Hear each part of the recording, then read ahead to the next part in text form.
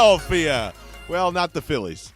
They are not moving on or going on or really doing much of anything, and I'm so sorry. And I am just here to let you know that your Philadelphia Eagles are probably here to disappoint you as well. Is that fair to say? I cannot stand that this head coach and quarterback have our fucking heads in a vice grip in terms of, hey, how's this season going to work out? And I've got Jalen Hurts up at a podium saying, we're both leaders and we're pat, love, and this is going to work out, and it's creating some form of optimism.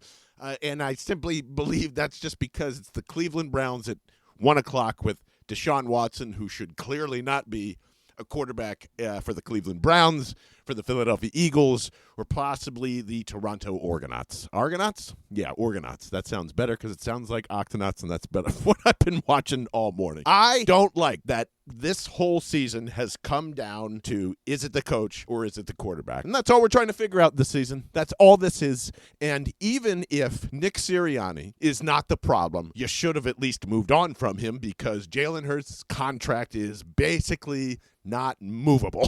For a while, you have to have somebody in here that at least understands what he can do and stop putting him in situations of shit that he can't do, especially without his friend A.J. Brown, Devontae Smith. It's just crazy. That to me is still coaching, and I'm going to be adamant about this. I'm going to stick the line in the sand. It is the fucking coach, okay? It always has been. I have not changed my mind on that for the years that he's been doing it, and people are ignoring all of that when we talk about Jalen Hurts. I am fucking sick and tired of hearing that this man is weak, he's bad, he stinks, it's this. Man, the turnovers are all on him. You can still protect the ball even when you're in a shitty situation, and I agree with that. But if you don't think Jalen Hurts is a success simply because your dumb ass said he's better than Lamar Jackson or he's a top 5 quarterback when he isn't, he isn't. And you can go back to whatever episode, and I will stress the same things there too.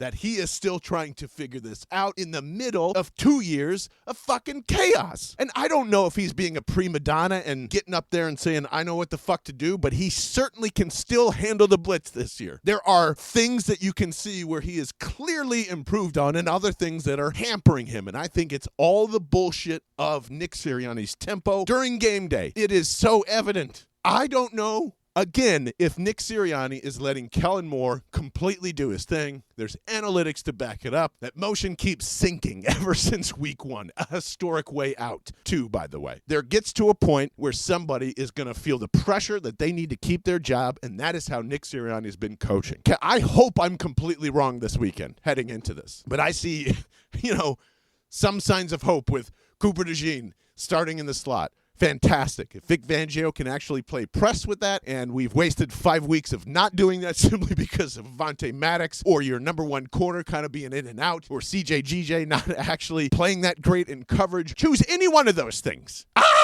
I just feel like I'm waiting for fucking Kenny Pickett to suddenly swoop in here next offseason and be like, by the way, I'm your starter. We got rid of the head coach and the quarterback, because this is what I still cannot get out of my head. We know, and I am not ever arguing if Howie Roseman's good at his job. I just don't know if we're ever going to get a sustainable head coach QB combination while they're in power and while Jeffrey Lurie owns this team. Because it is repeating the very same mistakes, and maybe that this team's philosophy and basically on how he can do the best is he can build and he can destroy, but he cannot sustain. And we are heading towards the destroy part with some nice pieces along the way, right? Quinyon Mitchell has been amazing this year, and I hope that continues on, and I hope he remains healthy. But everything else just looks like a humongous question mark. And way to go, Baldy. Thanks for pointing out that if Bryce Huff had his hands in the ground, he might have some sack. Thank you so much, even though he's at the top 10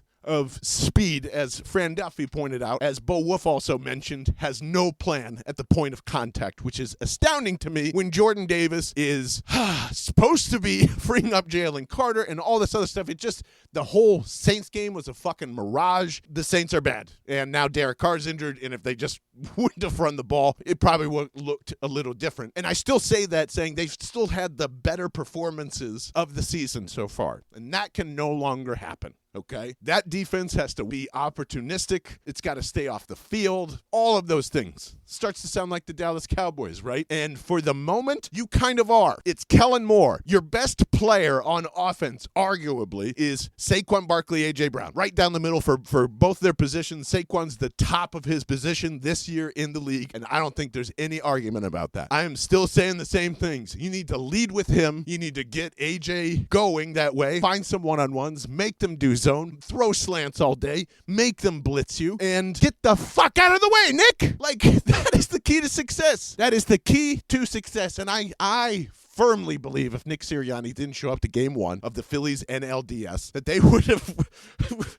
It would have been a tied series at this point, and they'd be coming back home, okay? It's crazy, man. How is this? How are we so blind to this? Why do we actually believe that Jalen Hurts is a failure? A failure? Seriously? Someone that was drafted in the 2nd round that took this team to a Super Bowl with an idiot head coach and a great offensive coordinator that's now in Indianapolis. It sounds awfully familiar, doesn't it? They probably won't have much success, solo as they do together. Frank Reich, Doug Peterson. Boop, boop.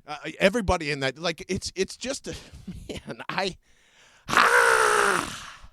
win. Fucking win on Sunday, would you? It'd be a nice cough drop so we don't have to think about this shit, because that is all I can think about. I can't think about how joyous it's going to be when they have a couple of wins under the belt. Nothing. Something's got to change. They changed little to nothing during 2 weeks. They had 2 weeks, and the Phillies distracting everybody. What'd they do? Fucking sat on their thumbs. Had a little powwow at Camp David, and now the guy that you told me was better than Lamar Jackson's not fucking good enough. Or top 5, not good enough. You kidding me? Jalen Hurts is an absolute success. What a hit that is. And because he's not, one of the top 3 quarterbacks, or he's not even playing like Dak, no one is. No one is. Again, for the 2nd year in a row. Point out anybody on this team who's been amazing 2 years in a row. Fucking nobody. 0.0. That just suddenly can't be talent, and I don't know what to do. That is all coaching. Both sides of the ball. Both sides. Maybe I'm not giving enough credit to that, but the absolute disaster of schematics that was here last year, of trying to rip off like Gannon to Desai or whatever the fuck that was. I mean, nothing looks cohesive. I don't even know if it doesn't even seem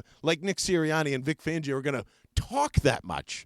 You go do your thing, I'll go do my thing. So spare me your press conferences, spare me your poetry, your garden wisdom, and go win fucking 6 in a row, would you? That would make me happy.